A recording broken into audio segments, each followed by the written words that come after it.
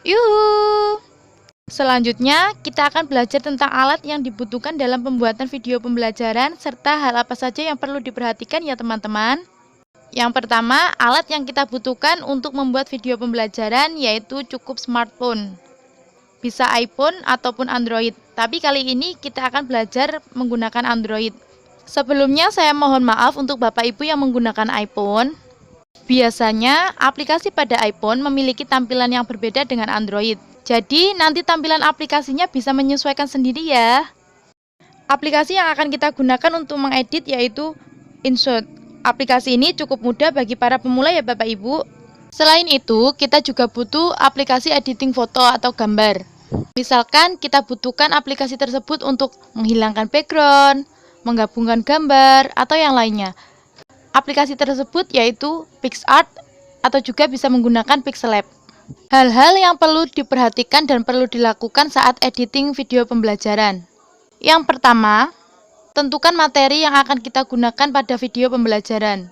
Sebagai contoh, Kak akan memakai materi tema 2, subtema 2, kelas 1 SD atau MI, muatan matematika tentang soal cerita pengurangan ya Bapak Ibu. Nah, materinya seperti ini. Wah, banyak sekali.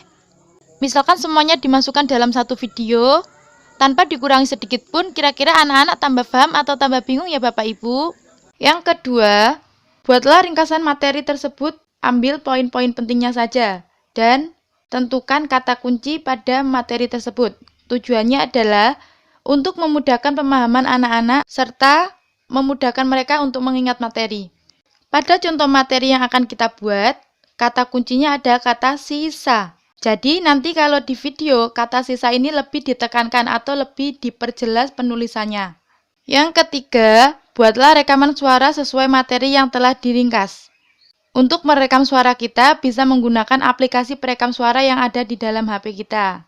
Saat melakukan perekaman suara, usahakan tidak melakukan perekaman semua materi dalam satu rekaman. Tujuannya apa? Untuk memudahkan kita memisahnya saat editing. Yang keempat, carilah gambar yang kita butuhkan untuk video sesuai dengan materi yang akan kita buat. Sebagai contoh, materi pengurangan dalam bentuk soal cerita. Kita akan set video tersebut di dalam ruang kelas. Jadi, gambar yang perlu kita cari yaitu 1. Animasi ruang kelas, 2. Animasi papan tulis, yang ketiga, animasi buah apel, yang keempat, animasi panah sebagai pengganti tangan kita, yang kelima, label untuk membuat background di tulisan kita agar lebih menarik lagi. Nah, saat searching, misalkan kita menginginkan gambar tersebut tanpa background, maka carilah di pencarian Google, contoh, animasi apel PNG.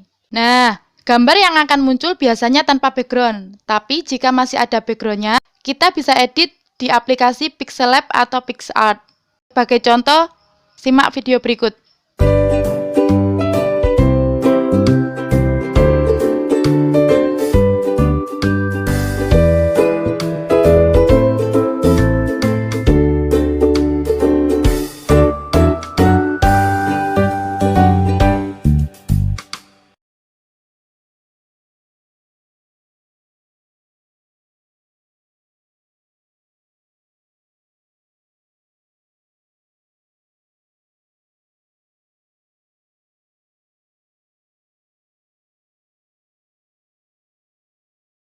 Hal yang perlu diperhatikan yang terakhir yaitu buatlah video serapi mungkin.